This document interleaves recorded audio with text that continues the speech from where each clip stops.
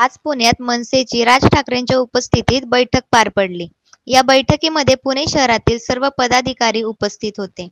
येत्या स्थानिक स्वराज्य संस्था निवडणुकीच्या अनुषंगाने ही बैठक घेण्यात आली होती.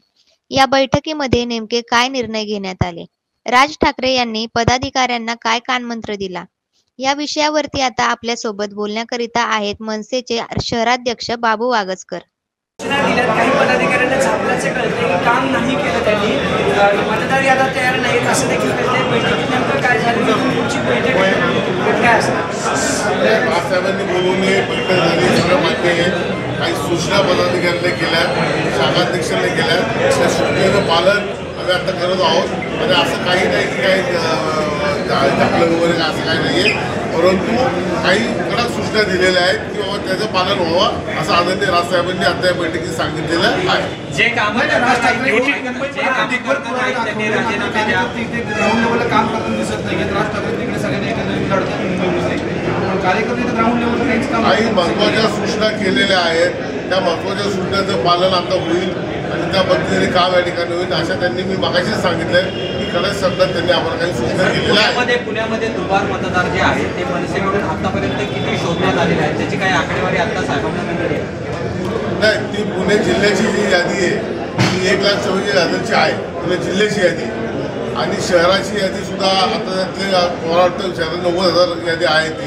ती यादी आहे. मग काय काय मतदारसंघात आमच्या लोकांनी काम केलेलं आहे किंवा एकाच ॲड्रेसवर लोक आहेत ते सगळं आता साहेबांना या ठिकाणी सांगितलं. त्यांच्या ते जाताना पदाधिकाऱ्यांशी सुद्धा बोलले नाही आहेत आणि या संपूर्ण बैठकीमध्ये त्यांनी नेत्यांवर सुद्धा नाराजी व्यक्त केलेली आहे. म्हणजे तुम्ही जे पहिल्या पाळीतले नेते आहेत त्यांच्यावर सुद्धा नाराजी व्यक्त. काय कारण आहे सगळं? असं काय नाही आहे, त्यांनी काही सूचना केल्या आहेत. त्या सूचनेचं पालन एवढ्यात 15 दिवसात होईल. ज्या मतदार याद्या तयार करायला सांगितल्या होत्या शाखा लेवलवर त्या तयार झाल्या नाही आणि राज ठाकरेंनी त्यांना सांगितलं की तुम्हाला काम होत नसेल तर पद सोडा पण काम करा. असं काय नाही आहे की आता ते याद्या बऱ्यापैकी तयार झालेल्या आहेत. त्या झालेल्या आहेत.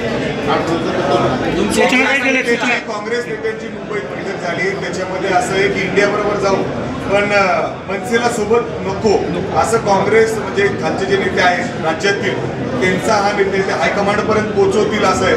मनसेची कशा पद्धतीने भूमिका असणार आहे? कारण तुम्ही आताच मोर्चामध्ये सोबत होता. आपण युती वगैरेचा काही विषय झालेला नाही आहे, विषय नाही आहे.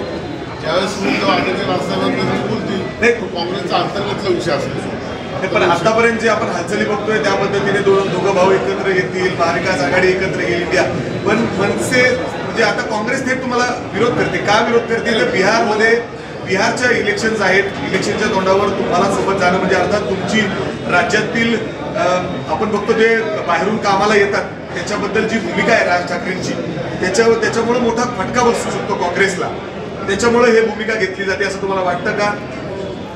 तसं काय वाटलं अजून नाही. अजून काय झालं की आपण मतदार याद्यामधला जो घोळ आहे त्या घोळ संदर्भात आपण सगळे एकत्र आलो होतो, मोर्चा वगैरे काढला.